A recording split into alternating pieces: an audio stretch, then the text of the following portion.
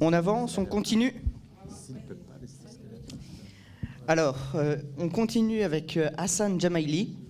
Je ne sais pas si vous le connaissez, mais en tout cas, il écrit régulièrement. On le voit dans les médias, notamment le Journal de Montréal, Le Devoir.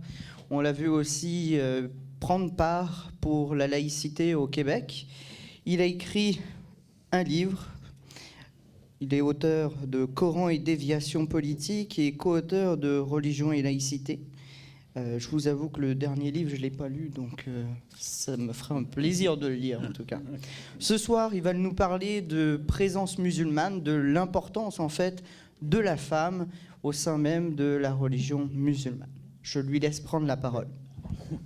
En réalité, ce que je veux dire que il y a la question de la présence musulmane en Occident.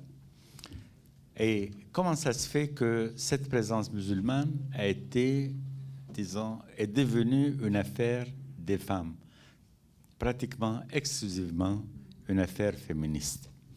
Alors, mais avant d'entrer dans le vif du sujet, je voudrais clarifier un point.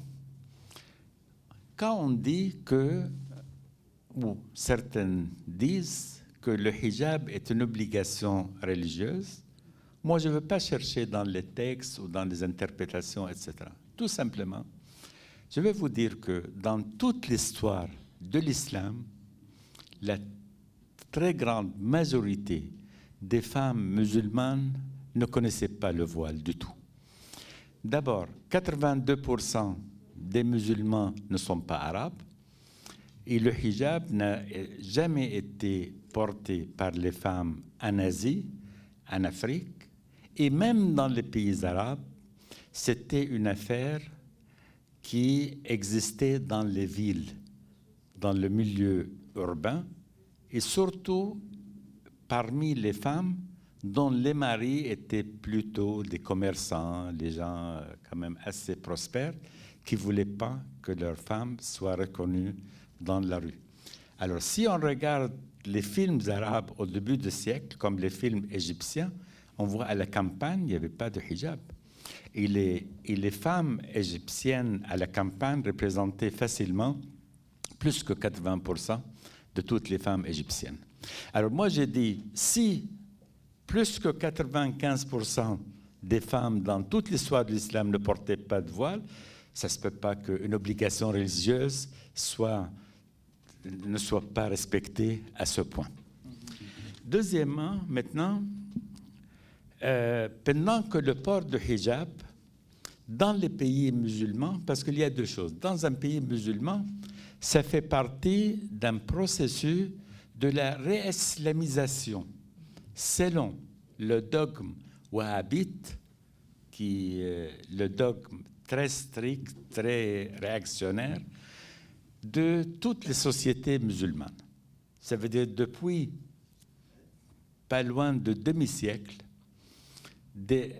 une somme énorme d'argent était consacrée à réislamiser les sociétés musulmanes.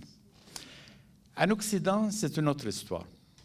En Occident, l'islam politique, et vraiment, j'insiste sur le mot l'islam politique, parce que c'est quoi l'islamisme ou l'islam politique? C'est une idéologie totalitaire qui se sert de l'islam pour imposer une dictature